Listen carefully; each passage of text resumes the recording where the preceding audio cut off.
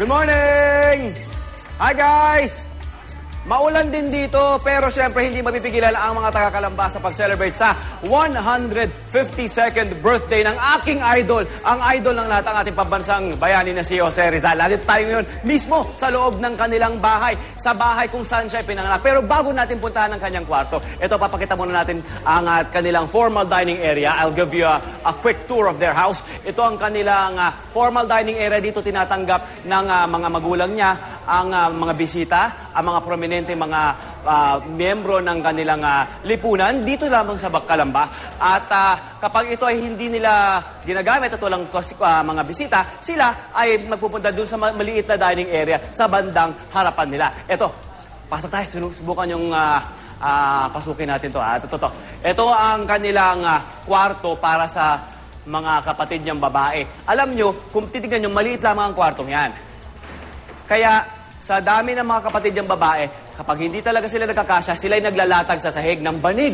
Simpleng banig. Mga magkakapatid to na talagang may mga pinag-aralan at galing sa magandang pamilya, pero napakasimple din nilang mamuhay. Sila ay naglalatag ng banig at sila sama-sama natutulog dyan. Ngayon, gusto nyo ba makita kung saan ipinanganak si Pepe Rizal? Ito ang kwartong ito, di ba Arn? Kung saan ipinanganak Eto, Pet, dito. Etong master's bedroom. Nandiyan ka na pala. Etong master's bedroom kung saan pinanganak si Jose Rizal. O si Pepe.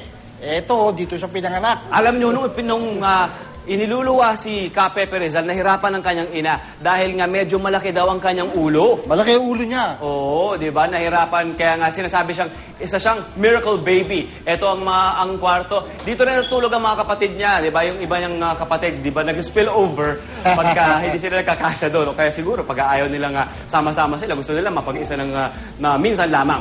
Ito ang bahay na ito ay tinayo, yari sa troso na galing pa sa Mount Makiling na binantayan ng kanilang ama. At ito'y nasunog noong World War II at ipinatayo muli ni President Quirino. Gusto niyo makita ang garden? Andiyan si Monica. Mon! Alright, salamat Kuya Pet at Arn.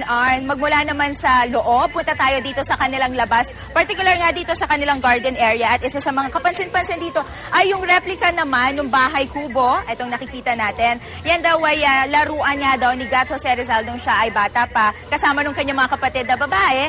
At kalaunan, dyan na rin siya nagpapalipas ng oras. Siguro yung ibang mga works na ibang mga sinulat niya, baka yung ibang bahagi, dyan nga niya ginawa. Now, bukod dito sa bahay kubo mga kapuso, isa pa sa mga makikita natin dito sa kanilang garden ngayon ay yung nagaganap na pag-iensayo ng choir sa aking likod kasi nga sa ganap na alas 7 in punto po ngayong umaga ay meron pong programa para sa kaarawan ni Gat Jose Rizal. Sa 7 o'clock nga po sabay-sabay na mag-aalay ng bulaklak sa iba't ibang dambana ni Jose Rizal dito sa buong Calamba at isa nga sa mga pag-aalayan nga ay itong dambana dito sa may bahay niya. Anyway mga kapuso, mas marami pa tayong updates na ibibida sa inyo kaya antabayanan niyo po yan sa pagbabalik natin dito yan sa may Calamba, Laguna. Balik tayo sa studio.